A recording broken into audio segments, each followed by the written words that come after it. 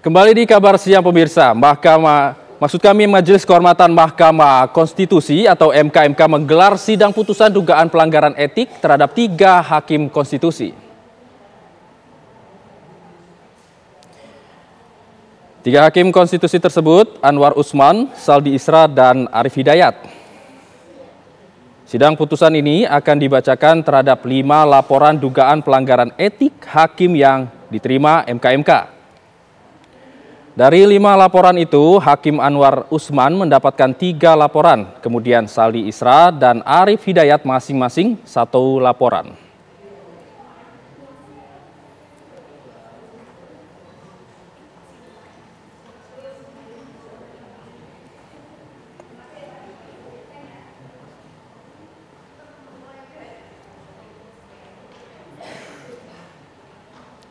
Lalu bagaimana informasi terbaru sidang putusan dugaan pelanggaran etik 3 hakim yang digelar MKMK? Kita sudah terhubung dengan Prita Zega. Selamat siang Prita Zega, sudahkah ada hasil dari 3 terlapor tersebut?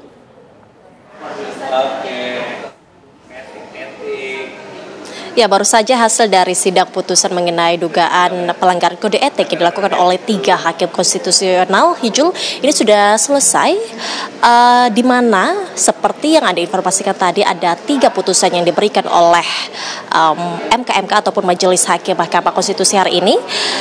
Kita aja satu-satu Hijul, ini ada terlapor yakni Wakil Ketua MK Saldi Isra, di mana MKMK memutuskan bahwa hakim yang terlapor ini tidak terbukti melakukan pelanggaran kode etik dan perilaku hakim konstitusi sepanjang terkait penyampaian pendapat berbeda atau dissenting opinion. Kemudian tidak terbukti melakukan pelanggaran kode etik dan perilaku hakim konstitusi sepanjang terkait dugaan hakim terlapor berafiliasi dengan salah satu partai politik peserta pemilu yaitu PDIP.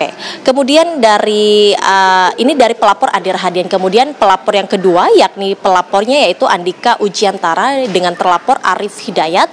Sama halnya dengan Saldi Isra, MKMK memutuskan bahwa Saldi Isra dalam hal ini tidak terbukti melakukan pelanggaran kode etik, yakni tidak terbukti melakukan penyampaian pendapat berbeda, yakni dissenting opinion. Kemudian tidak terbukti melakukan pelanggaran kode etik terkait kedudukan hakim terlapor sebagai Ketua Umum Persatuan Alumni Gerakan Mahasiswa Nasional.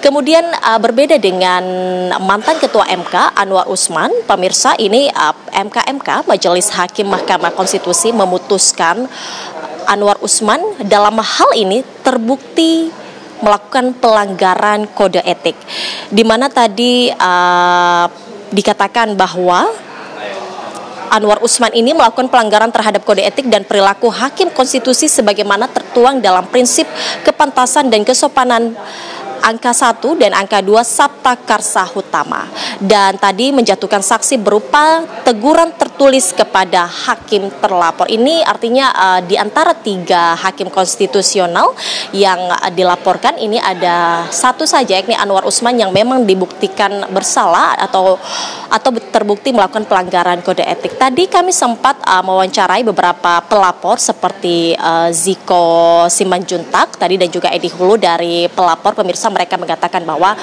sangat tidak puas atas putusan dari MKMK ini khususnya untuk Anwar Usman.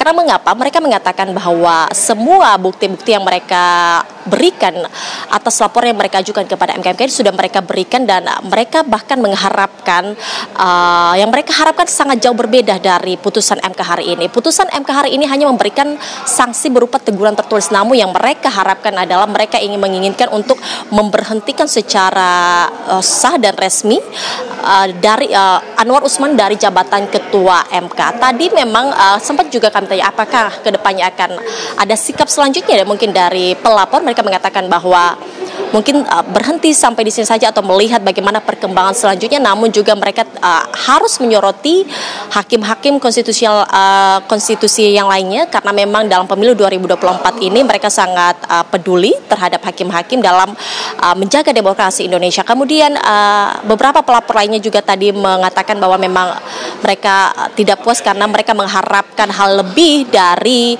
putusan yang diberikan oleh MKMK hari ini. Demikian, kembali ke Anda. Baik, terima kasih Prita Zega mengabarkan langsung dari Gedung MK Jakarta. Selamat siang.